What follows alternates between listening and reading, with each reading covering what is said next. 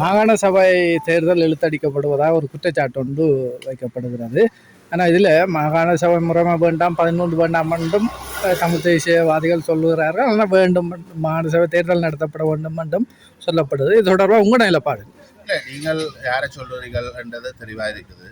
நீங்கள் சைக்கிள் கொம்பனியை பற்றி கதைக்கிறீர்கள். அவர்களுக்கு என்ன நிலைப்பாடு தாங்கள் எடுப்பது, தாங்கள் கதைப்பது என்ன என்பதை அவர்களுக்கு தெரியாது. அவர்கள் வேறு நபர்களை விமர்சிப்பதை மட்டும் அவர்களுடைய தொழிலாக வைத்திருக்கிறார்கள். ஆக அவருடைய கதையை நான் கணக்கில் எடுக்கப் போவதில்லை. என்னை பொறுத்த மட்டிலே மாகாண சபை தேர்தல் ஒத்திவைக்கப்பட முடியாது, உடனடியாகவே நடத்தப்பட வேண்டும். 2018ஆம் ஆண்டு வடக்கு மாகாண சபை பதவியை இழந்திருந்தது. 2017 கிழக்கு மாகாண சபை பதவியை இழந்திருந்தது. கிட்டத்தட்ட 6 ஆண்டுகளுக்கு மேலாக இந்த மாகாண சபை தேர்தலை நடத்தாமல் அரசாங்கங்கள் வேண்டுமென்றே இழுத்தடிப்பு செய்து வருகிறது. அவர்களை பொறுத்த மட்டிலே இந்த நாடு ஒற்றையாட்சிக்குள் இருக்க வேண்டும். இந்த நாட்டிலே அதிகாரம் சற்று கூட பகிரக்கூடாது. அதிலும் விசேஷமாக தமிழ் மக்கள் எந்த ஒரு பிராந்தியத்தின் மீதும் தங்களுடைய ஆளுமையை அல்லது தங்களுடைய ஆட்சியை செயற்படுத்தக்கூடாது என்பதில் அவர்கள் மிக தெளிவாக இருக்கிறார்கள். அந்த அடிப்படையில் தான் இந்த மாகாண சபை தேர்தல்கள் மாறி மாறி வந்த எல்லா அரசாங்கங்கள் எல்லாம் 2018 ஆட்சியில் இருந்தது மைத்ரிபால சிறிசேன, ரணில் விக்ரமசிங்க அவருடைய கூட்டாட்சி. அந்த அரசாங்கம் வேண்டுமென்று செய்த சதியினாலே அந்த தேர்தல் பொறிமுறையை இல்லாமல் செய்து இன்று நடைபெறாமல் இருக்கிறது. ஆகவே என்னை பொறுத்த மட்டும் 13ஆம் திருத்த சட்டத்தில் எதுவுமே இல்லை என்பது நான் 100% ஏற்றுக்கொள்கிறேன். 13ஆம் திருத்த சட்டம் எங்களுக்கு தீர்வில்லை என்பதை நான் 100% ஏற்றுக்கொள்கிறேன். ஆகவே தமிழ் மக்களுக்கு சமஷ்டி அடிப்படையிலான தீர்வு முன்வைக்கப்பட வேண்டும் என்பதில் மிக தெளிவாகவும் மிக உறுதியாகவும் நாங்கள் இருக்கிறோம்.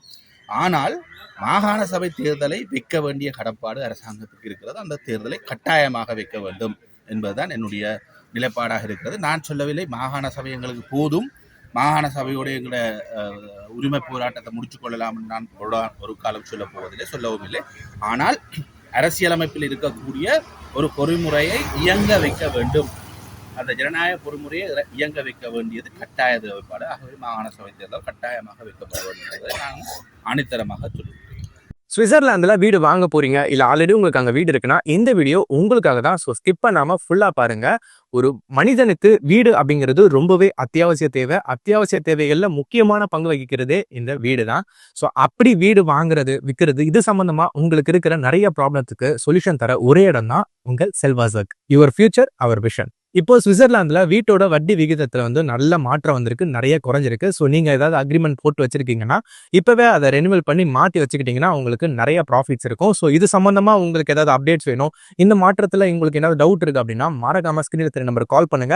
சுவிட்சர்லாந்துல நீங்க வீடு வாங்கணும் இல்ல வீடு விற்கணும், அந்த மாதிரி ஏதாவது உங்களுக்கு தேவைகள் இருந்தா மறக்காம எங்களை காண்டாக்ட் பண்ணுங்க.